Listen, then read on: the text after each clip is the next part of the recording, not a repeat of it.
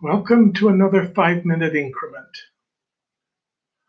I try to keep these short if I can, because I know you're so busy being quarantined in your homes. Today I want to cover the nature of service. I'm looking at Mosiah 1 through 3, and the most famous scripture in that section of Mosiah is the verse 17 of chapter 2, where King Benjamin says to his people, "Behold, I tell you these things that you may learn wisdom, that you may learn that when ye are in the service of your fellow beings, ye are only in the service of your God." What I want to look at is the nature of service. A while back, somebody was posting on Facebook, and they said, it's really not fair. I serve, I give, and I don't get anything in return. What's the point? I feel like I'm just depleting myself. I'm giving everything away and there's nothing left for me. What's in it for me? And that really struck me. I wondered, what's the point? When we serve, is it for us? Is there supposed to be a payoff? Can we serve without a payoff? And if that's the case, was there a payoff for Christ? All he did was serve. He went from one act of kindness to another. He was not appreciated. He was not loved for it by most people. Much of his service went not only not acknowledged, but reviled because they assumed he had ulterior motives that weren't there.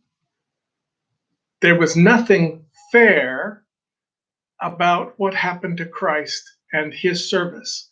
So why is Benjamin telling his people that he has worked with his own hands to raise his own food, to support himself, and that he has worked with his whole heart and soul to serve his people? What's the point? What is he trying to teach them? And then he tells them that he's not just serving them, he's serving God. Where does that come from? I just wrote an article. I haven't posted it yet. Still trying to figure out what graphic to put with it.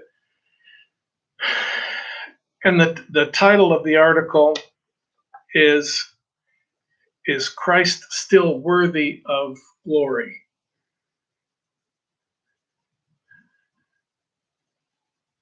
My questioning was, we have all of this service that he provided. He did wonderful and amazing things during his lifetime. But okay, so now that's over with. Now he's Lord of Lords, King of Kings, he's master of the universe. He doesn't have to subject himself to the kind of ridicule and vitriol that was heaped upon his head any longer. Has that changed him in any way? We worship him.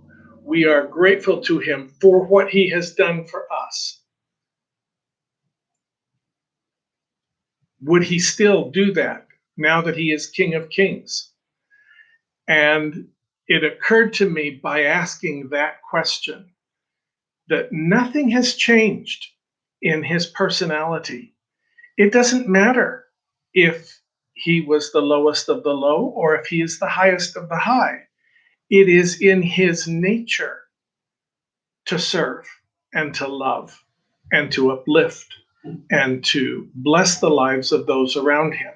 That's who he is. That's what we are trying to become. That is why we serve. It's not because we're in it for something. It's not because someone is going to appreciate it.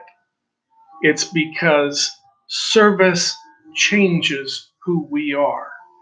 Service teaches us love. It teaches us respect. It teaches us appreciation. Service makes us into better people, makes us more Christ-like. This is what service does. So when we minister to others, if we are ministering and expecting appreciation, if we are ministering and we are expecting some kind of accolade or positive feedback, we're doing it wrong, because we're only going to be disappointed and we're going to be hurt. When we serve, we have to learn how to serve because we are in it to change ourselves, to uplift ourselves, and to do so by uplifting others. Remember, we are not in this life to do stuff, to accomplish things, to become captains of industry. We are here to become what we currently are not. And that's something that we do through serving others. And so, why does Benjamin say that when we are in the service of our fellow men, we are only in the service of our God?